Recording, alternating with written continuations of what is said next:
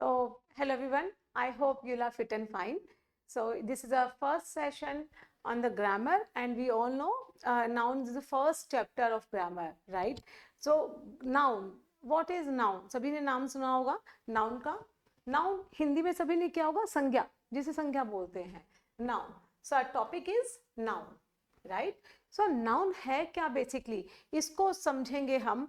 जो भी चीज आपको दिखती है, सपोज ये मेरा स्टूडियो है, स्टूडियो में जो भी चीज है या इस पूरी दुनिया में जो भी चीज आपको दिखाई देती है वो सब क्या है? नाउन. क्योंकि हर चीज का नाम है, राइट?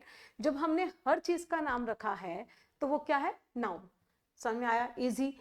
अब मान लो किसी का नाम नहीं होता तो हम किसी को कैसे बुलाते? कम है. अजीब लगता ना. इसीलिए हर इंसान का, हर चीज का नाम रखा है. मान लो ये पेन का नाम नहीं होता और मैं शॉप पे जाती और शॉपकीपर को बोलती, अजीब लग रहा है ना कि शॉपकीपर वाले का भी नाम नहीं है, पेन का भी नाम नहीं है, इशारों से बोल रही हूँ ये दे दो. अजीब हो जाता ना. तो कहने का मतलब ये है, जो भी चीज आपको दिखाई देती है इस पूरे संसार में, इस पूरी दुनिया में, वो सब क्या है? नाउन. सो नाउन की डेफिनेशन यहां से निकल के आती है. Noun is a naming word. Noun is a naming word. जो भी चीज का नाम है that is called noun. अब प्रॉब्लम ये है, यहां से थियरी ये निकल के आती है, जो चीजें विजिबल है, विजिबल जो हमें दिखाई देती हैं, सारी की सारी क्या है? नाउन. विजिबल की कैटेगरी को अगर हम करें तो इसमें आ सकते हैं लिविंग, लिविंग, ठीक है. लिविंग को आप और कैटेगराइज कर दो तो और क्या बन सकता है? Human being, human being and animals, right? ये सबका नाम है. तो सब क्या है? हमारे नाउन.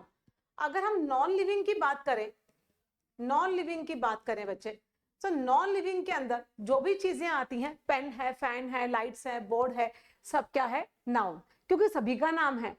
तो थ्योरी क्या निकल के आई? हर वो चीज जिसका भी नाम है दैट इज कॉल्ड नाउन.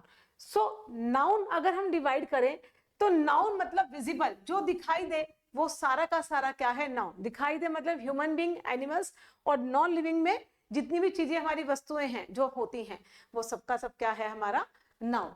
इसके बाद अगर हम अपनी फीलिंग्स की बात करें, फीलिंग्स की बात करें, हमारे इमोशंस होते हैं, फीलिंग्स होते हैं, ये सब भी क्या है? हमारी फीलिंग्स. मेरा हैप्पी होना, मेरा सैड होना, राइट? मेरा एंग्री होना, मेरा ऑनेस्ट होना, ये सब क्या है? मेरी फीलिंग्स हैं.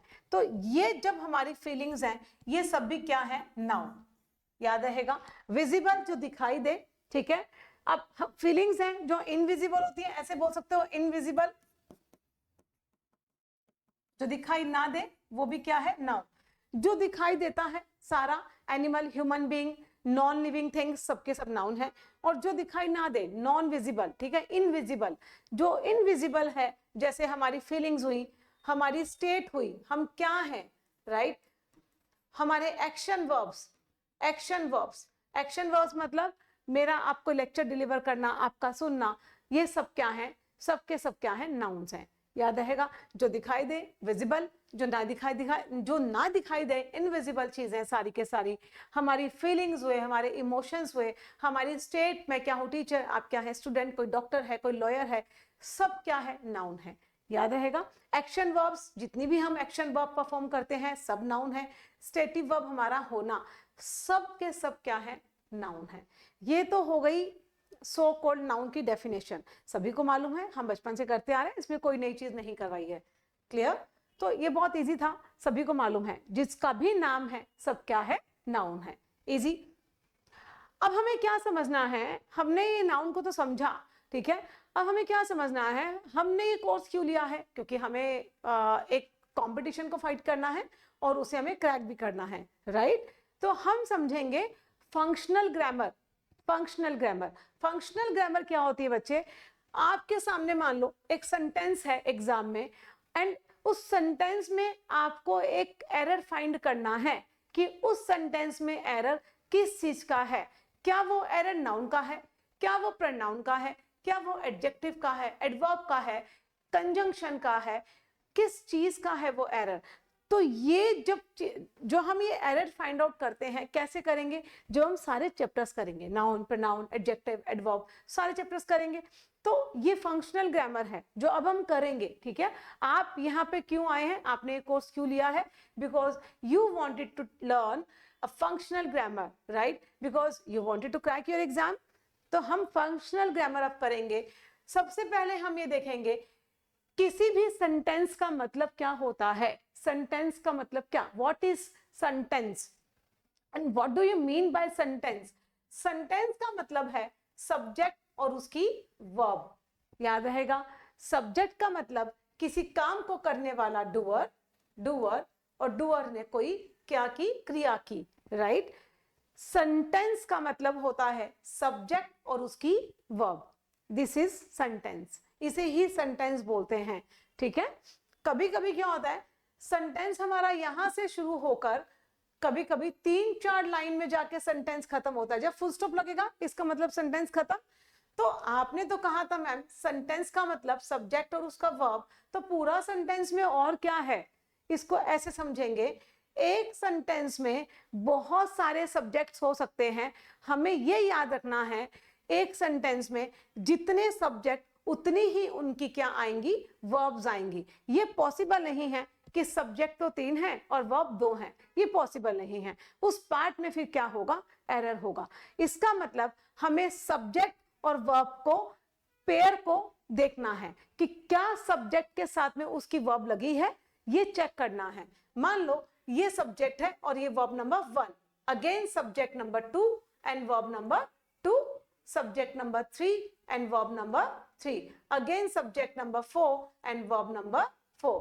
अब मान लो ये सेंटेंस नंबर हुआ मेरा 1, sentence number 2, sentence number 3 and sentence number 4। अब क्या आपने कभी ये सुना है, Ram Mohan come here, Ram Mohan come here, क्या हम ऐसा बोलते हैं, ये गलत है। राम एंड मोहन हम क्या लगाते हैं, कंजंक्शन लगाते हैं, एंड, राइट। तो इसका मतलब जब भी हम 2 सेंटेंसेस को जोड़ेंगे या 2 शब्दों को जोड़ेंगे, 2 फ्रेजेस को जोड़ेंगे, तो हमें क्या चाहिए, एक कंजंक्शन चाहिए, ठीक है। बिना कंजंक्शन के हम सेंटेंसेस को फ्रेम नहीं कर सकते। अगर ऐसा हुआ तो सेंटेंस के अंदर एरर है, ठीक है। तो यहाँ पे sentence number 1, sentence number 2, 2 sentence को जोड़ेगा कौन, conjunction. Sentence number 2 sentence number 3 को जोड़ेगा कौन, कंजंक्शन। सेंटेंस नंबर 3 एंड 4 को अगेन कौन जोड़ेगा, कंजंक्शन। तो हमने ये सीखा सेंटेंस का मतलब सब्जेक्ट और उसकी वर्ब, क्लियर। अब जितने सब्जेक्ट उतनी ही वर्ब, अगर सब्जेक्ट 3 है तो वर्ब भी कितनी चाहिए, 3। मान लो 3 सेंटेंस हैं तो तीनों सेंटेंस को जोड़ेगा कौन, कंजंक्शन। इतना क्लियर है। तो आगे बढ़ते हैं। इसके बाद हम ये समझेंगे, ये देखिएगा, हम ये समझ रहे हैं नाउन चैप्टर हम कर रहे हैं, तो नाउन को आप ये देखेंगे, इसको समझने से पहले एक और चीज समझेगा। हमने कहा सेंटेंस का मतलब सब्जेक्ट और उसकी वर्ब, कोई दिक्कत नहीं है, ठीक है। सेंटेंस में सब्जेक्ट और उसकी वर्ब आती है।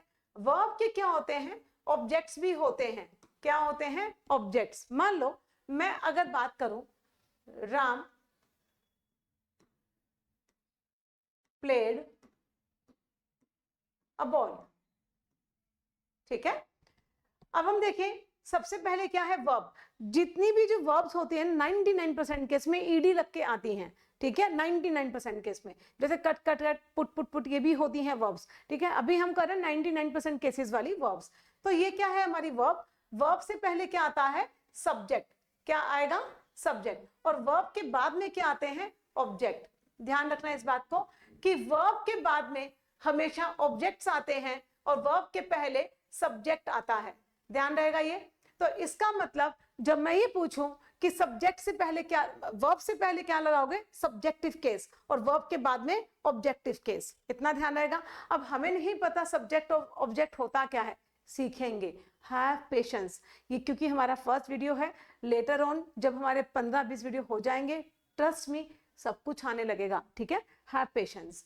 तो हमने ये देखा वर्ब से पहले सब्जेक्टिव केस आता है और वर्ब के बाद में क्या आता है, ऑब्जेक्टिव केस। एक और चीज आपको ध्यान रखनी है, जितनी भी प्रीपोजिशंस होती हैं, in, at, on, above, below, including, excluding, but, except, ये सारी की सारी क्या है, लाइक, डिसलाइक, विद, विदाउट, ये सब क्या है बच्चे, प्रीपोजिशंस। ठीक है, तो ध्यान रखिएगा, जब भी प्रीपोजिशन आए, प्रीपोजिशन के बाद में हमेशा क्या आते हैं, ऑब्जेक्टिव केस, याद रहेगा। तो इसका मतलब वर्ब के बाद में भी ऑब्जेक्ट आता है और प्रीपोजिशंस के बाद में भी क्या आते हैं, ऑब्जेक्ट। यहां से एक चीज निकल के आती है, जो वर्ब्स होती है ना, उनके ऑब्जेक्ट हो भी सकते हैं और नहीं भी, लेकिन प्रीपोजिशन के ऑब्जेक्ट्स होंगे ही होंगे। अब ये कैसे, इसको ऐसे समझें, जो वर्ब्स होती हैं, कुछ वर्ब्स होती हैं ट्रांजिटिव वर्ब्स, ठीक है, और कुछ वर्ब्स होती हैं इनट्रांजिटिव वर्ब्स।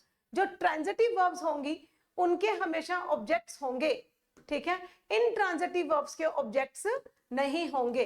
कैसे पता चलेगा, ट्रांजिटिव वर्ब वो होती हैं जो अपने एक्शन को ट्रांसफर करती हैं, उन्हें एक ऑब्जेक्ट की जरूरत होती है।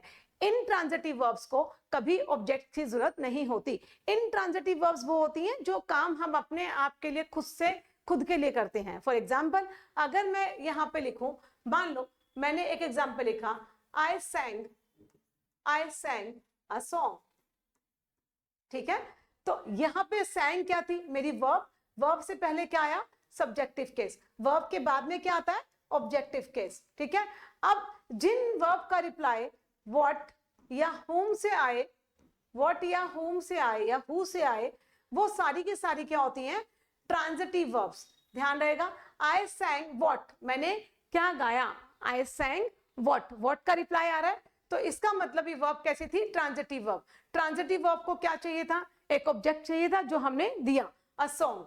तो इसका मतलब वर्ब से पहले सब्जेक्ट और वर्ब के बाद में ऑब्जेक्ट। अब कुछ वर्ब्स क्या होती हैं, इनट्रांजिटिव होती हैं। फॉर एग्जांपल, आई फेल, ठीक है, आई सैंग, इसको इतना लिखे, आई फेल, मैं गिरी या मैं गिर गई, आई लाफ्ड, मैं हंसी, ठीक है, आई बेथ, मैं नहाई। इसका मतलब ये जो काम हम खुद के लिए कर रहे हैं, इनमें हमें किसी ऑब्जेक्ट की जरूरत नहीं है। क्या मैं ये बोलूं, आई फेल व्हाट, आप पूछोगे आई फेल व्हाट, क्या गिरे, नहीं ना, आई फेल व्हेन, मैम आप कब गिरे, व्हेन, वेयर, हाउ, ठीक है। तो कुछ वर्ब्स क्या होती हैं, इनट्रांजिटिव होती हैं। इनट्रांजिटिव वर्ब्स का रिप्लाई व्हेन, वेयर और हाउ से दिया जाता है। दोबारा देखिए इस चीज को, वेरी वेरी इंपॉर्टेंट कंसेप्ट, दोबारा देखिए इसे। वर्ब्स दो तरीके की होती हैं, ट्रांजिटिव और इनट्रांजिटिव। ट्रांजिटिव वर्ब्स वो होती हैं जिनके अपने ऑब्जेक्ट्स होंगे। हमें कैसे पता चलेगा वर्ब ट्रांजिटिव है, जिन वर्ब का रिप्लाई व्हाट, हुम या हु से आए, वो क्या होती हैं, हमारी transitive verb. I सैंग what, a song, I at what, क्या खाया, एन एप्पल, राइट। और कुछ वर्ब्स क्या होती हैं, इनट्रांजिटिव। इनट्रांजिटिव वर्ब्स का रिप्लाई व्हेन, वेयर और हाउ से आता है। ये एक तरीके से एडवर्ब ही होती हैं। क्या होती हैं, एडवर्ब्स होती हैं, ठीक है। आप कब गए, कहां गए, किसके साथ गए, कैसे गए, इस तरह से। तो जो हमें समय की जानकारी दे, व्हेन, वेयर और हाउ का रिप्लाई दे, वो सारी की सारी इनट्रांजिटिव वर्ब्स होती हैं। ट्रांजिटिव वर्ब के ऑब्जेक्ट होंगे, इनट्रांजिटिव वर्ब्स के ऑब्जेक्ट नहीं होंगे। इनट्रांजिटिव वर्ब्स वो होती हैं जो हम व्हेन, वेयर और हाउ का रिप्लाई दें या खुद से वो काम करें, खुद के लिए करें। मेरा गिरना, मेरा उठना, पेड़ों से पत्तियों का गिरना किसी और ने थोड़ी ना गिराया, अपने आप गिरी हैं। बारिश का आना, अभी मत बोलना कि मैम इंद्र देवता को यज्ञ वगैरह करवा के खुश किया जाता है, अलग चीज है, ठीक है। जैसे बारिश का आना, सन का राइज होना, सन का सेट होना, ये सारे काम जो हैं अपने आप हो रहे हैं। जो काम अपने आप होते हैं वो सारी की सारी क्या है, इनट्रांजिटिव वर्ब, याद रहेगा। तो हमने दो चीज सीखी, वर्ब के ऑब्जेक्ट्स हो भी सकते हैं और नहीं भी। अगर वर्ब ट्रांजिटिव है तो ऑब्जेक्ट होगा, अगर वर्ब इनट्रांजिटिव है तो ऑब्जेक्ट नहीं होगा। बट प्रीपोजिशन के अपने ऑब्जेक्ट्स होंगे, कंपल्सरी है, ठीक है। तो यहां पे हमने दो चीज सीखी, वर्ब के ऑब्जेक्ट हो भी सकते हैं और नहीं भी, लेकिन प्रीपोजिशन के बाद में हमेशा एक ऑब्जेक्टिव केस आएगा। पेपर में एरर आते हैं, प्रीपोजिशन के बाद में सब्जेक्टिव केस लगा के दे देंगे। आपको सब्जेक्ट को किस में चेंज करना है, ऑब्जेक्ट बनाना है। क्लियर है? कैसे बनाएंगे? सीखेंगे सीखेंगे। Have patience. सो गाइज, आज की वीडियो में इतना ही, ठीक है। अब नेक्स्ट वीडियो को और अच्छे से इनहेंस करेंगे। अब यहाँ से आपकी वीडियोस और अपग्रेड होंगी। सो आज के लिए इतना ही। Thank you so much.